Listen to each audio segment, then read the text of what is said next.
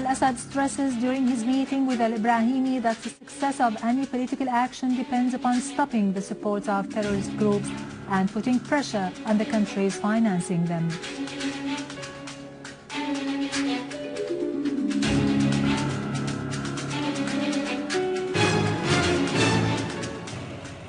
The Syrian Arab army eliminates dozens of terrorists in the countryside of Damascus, Idlib, Aleppo and Homs.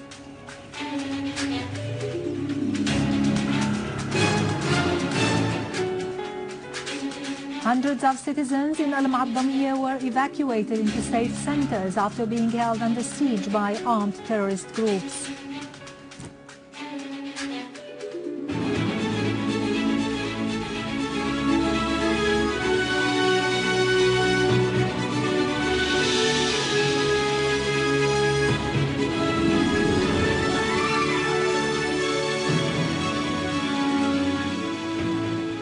Good afternoon, ladies and gentlemen, and welcome to our news for today.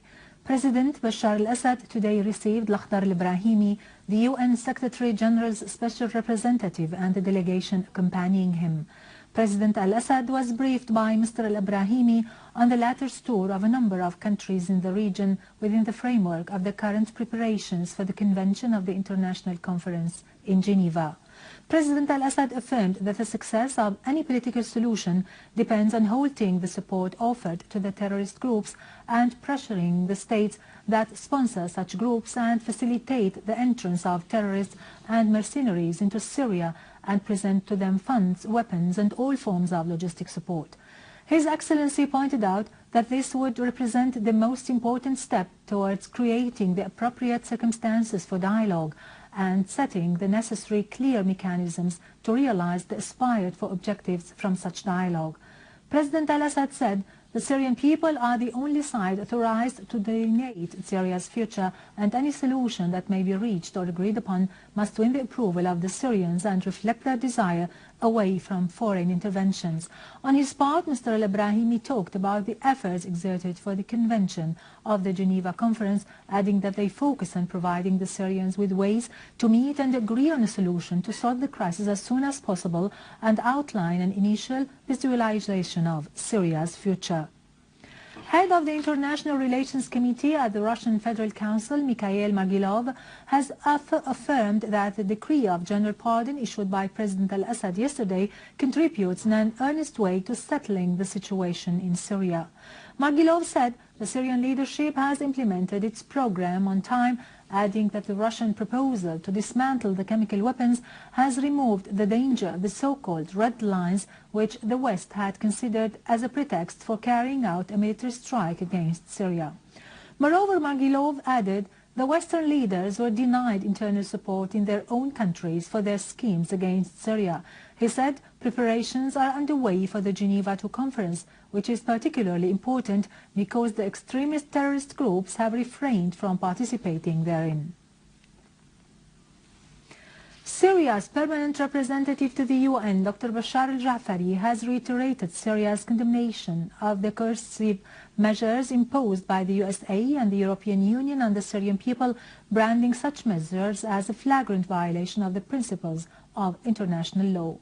Reading out Syria's statement at the UN General Assembly meeting on the need to end the economic, trade and financial blockade imposed by Washington on Cuba, Syria's permanent representative to the UN, Bashar al-Jafari, underlined the negative impact of such unilateral, hostile, illegitimate and coercive measures on the part of the USA and the European Union.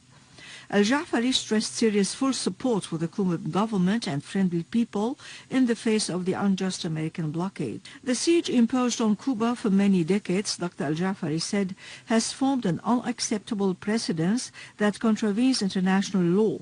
It has harmed Cuba and its people in many ways and put the USA in direct confrontation with an international consensus in rejection of such a blockade.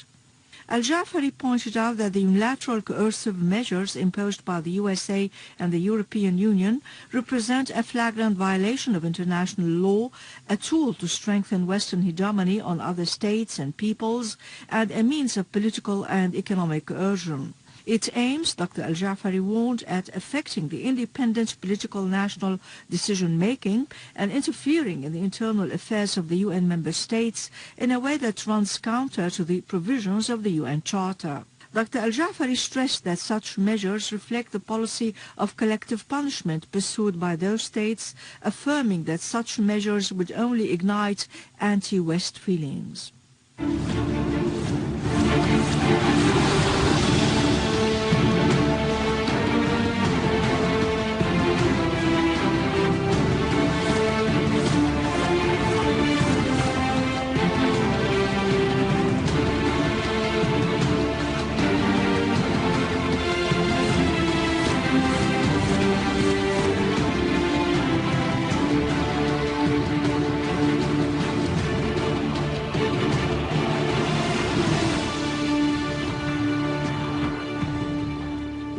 Welcome back. In Damascus countryside, the Syrian Arab army eliminated a terrorist gang which attacked a military point in Khan al-Sheikh farms, killing and injuring dozens and confiscating their weapons.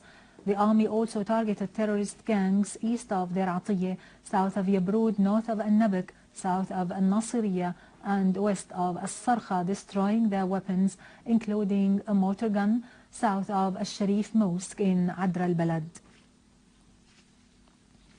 In al-Moadamiyeh city in Damascus countryside, the Ministry of Social Affairs, in cooperation with Damascus Governorate, evacuated hundreds of women and children who were detained by terrorists under the threat of force. They have been transported to refugee centers and provided with medical and humanitarian support. The Minister of Social Affairs, Dr. Kinda al-Shammat, described the situation in al-Moadamiyeh as being tragic due to terrorist acts perpetrated by the gunmen and the siege they imposed on the residential areas. The people of al-Moadamiyeh expressed their gratitude for the evacuation operation and thanked the Syrian Arab army for helping them to get out of the horrible siege imposed upon them.